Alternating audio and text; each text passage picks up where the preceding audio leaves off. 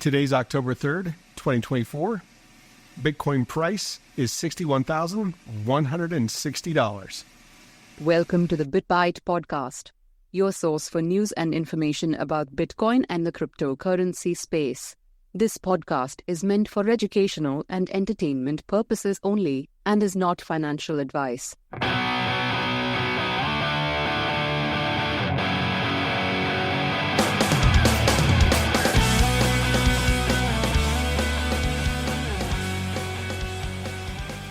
Man, oh man, Rick, I'm glad I'm not a betting man because I would have lost my behind with the launch of October. Yeah, this Downtober is pretty killing my buzz. Yeah, we still have a lot of month left. Let's have to see where it goes. But we were looking at some of the pricing there, and it looks like we closed the month at $60,835. So we're barely above that, but I mean, we were already at like almost 66,000 there for a little bit. Yeah. In September. Well, the world just kind of went crazy on Tuesday, so. Yeah. There's your October surprise, huh? Yeah. I mean, Iran actually did launch a strike against Israel. Some of them got through, and it's hard to tell, like, the propaganda is strong on any side that you listen to, so it's like, as Mark Twain said, the first casualty in war is the truth. Yeah. So. Oh yeah, for sure. I mean, and I give props to Iron Dome, but I can't imagine they stopped everything going through there. Yeah. No, it looks like several things landed. So yeah. I don't know. It's interesting. The Iron Dome concept is interesting. So. Well, and I mean, in kind of, talking about stuff just kind of going crazy. I mean, when you look at the ETF flows, because we always talk about that on the show, but starting October 1st, it's just been like red ink all the way across the board. Yeah. No, it was October 1st was really rough on the ETFs, except for IBIT. They had an inflow, but everyone else, it was 242.6. Is that what I'm saying? Yeah, 242.6 is what we're looking at there. Yeah, outflows that day. That's pretty rough. And it's been outflows from what we've seen, at least on yesterday. We don't have all the numbers yet. Yeah. Today, but it looks negative as well. So how's our theoretical purchases doing again? Well, they were doing a lot better last week, I'll tell you that. Last week, we, the second theoretical buy, which was, buying $1,000 right at the halving in April 2024. Last week, we were up $30 from the 1,000, and now we're down 43, so 957. Not great. Granted, if you're going to buy some Bitcoin and you kind of understand cycles, it's much better to buy it before the rocket ships, or before the second phase kicks off, which is where we bought the first one. I think it would have been October 27th, coming up on a year now. $3,000. I just threw that out. $3,000. And that would have netted you 0.0885 Bitcoin. And that $3,000 investment today is still worth 54.13. So that one's still above profits. Yeah. Yeah. It's I don't know what the future is going to hold for this month. I still want to be optimistic for the month, but right before we kind of got going there, I was looking at something that there was something out of the central bank out of Japan, and they're worried that they're going to normalize rates, which may have caused some restriction on the market. Although I don't know how much, because the whole time when everybody else was tightening, Japan was easing. So I almost wonder if they're just like the counterweight to the global economy in a lot of things. Maybe they did a little too much easing and they have to back off just yet. Yeah. Until things really get underway in America. They could. They may have gone too far too fast early on. So we'll have to kind of see how that works. But then you had brought up something else too that kind of shook the markets about a strike, Yeah. right? Well, I don't know. I was seeing pictures of Costco's and Walmart's everywhere where people there was no toilet paper left. And I didn't realize that the dock workers were about to strike. So all the imports, I don't know how many different ports it covers, but it covered a lot. They're getting ready to go on strike and not deliver any goods. Yeah. Apparently, and it was 45,000 dock workers. Yeah, no, that's a huge deal. Yeah, It's a huge deal. Spread out probably from Texas all the way up to the East Coast. Yeah, it's all along that from the Gulf all the way on up, and it looked like they were all just going to strike. And now, though, it appears because it looks like this just came out a couple hours ago. They're actually going to suspend the strike until January 15th. Well, I think Kamala Harris is breathing a sigh of relief because if you aren't able to get goods in, inflation would kick in like nobody's business all over again. Oh, yeah. Yeah, no, that would have been nasty. In a statement later, Biden applauded both sides for acting patriotically to reopen our ports and ensure the availability of critical supplies for Hurricane Helene recovery and rebuilding. Well, I tell you what, union workers are very, very patriotic when it comes to the Democratic Party. So, yeah, I'm not exactly applauding that, but that's just how the world goes. That is how it goes.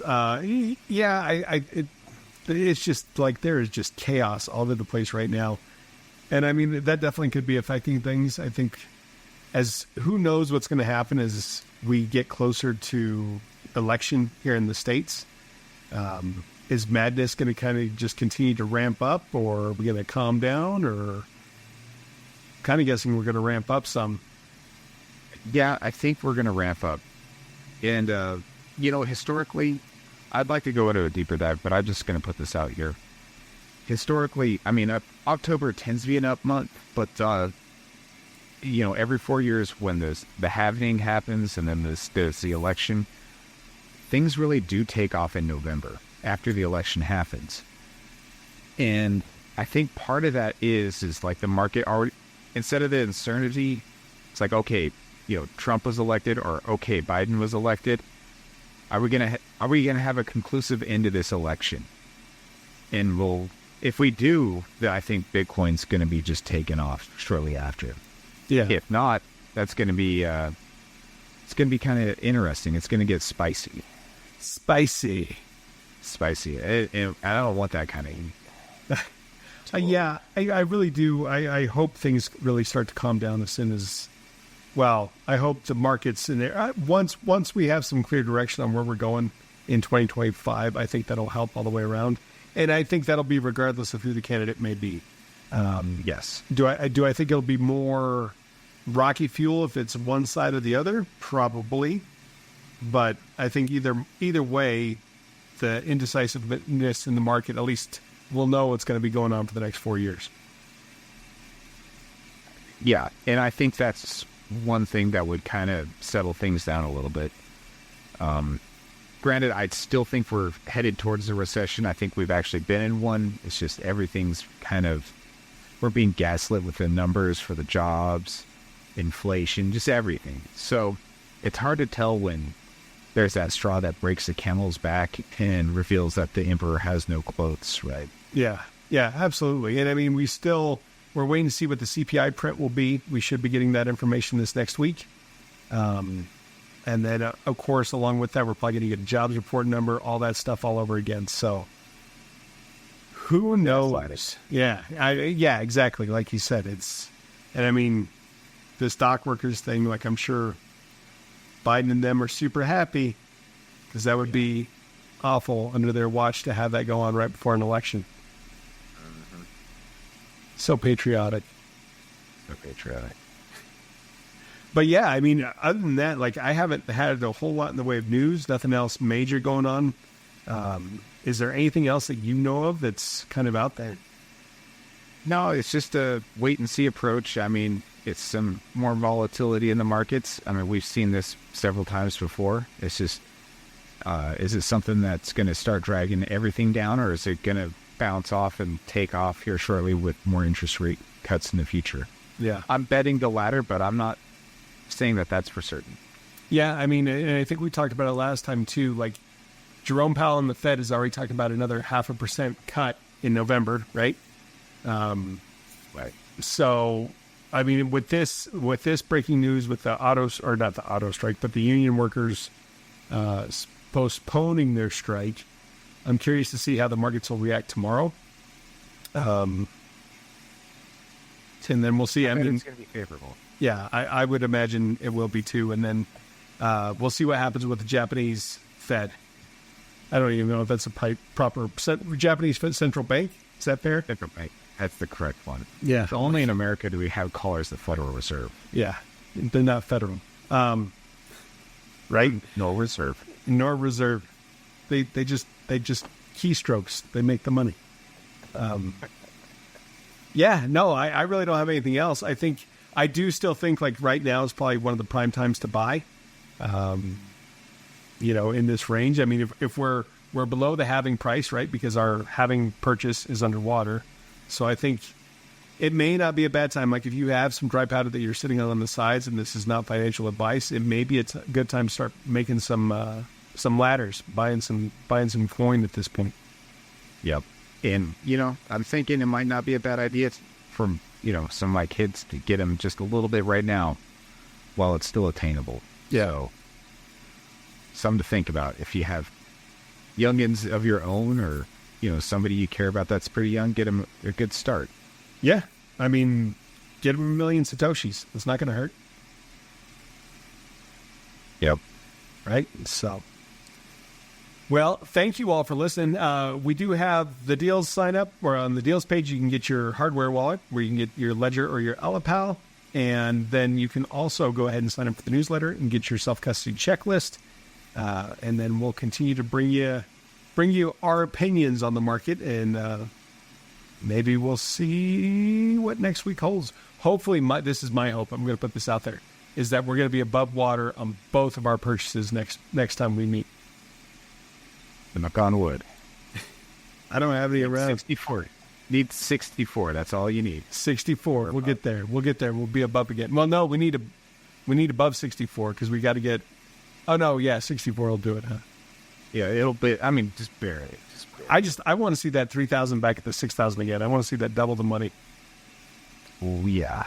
No, those were good times. We should have sold then, but we're not exactly traders. We're holders. Hodlers. Cool. Well, thank you all for listening. We'll talk to y'all soon. All right.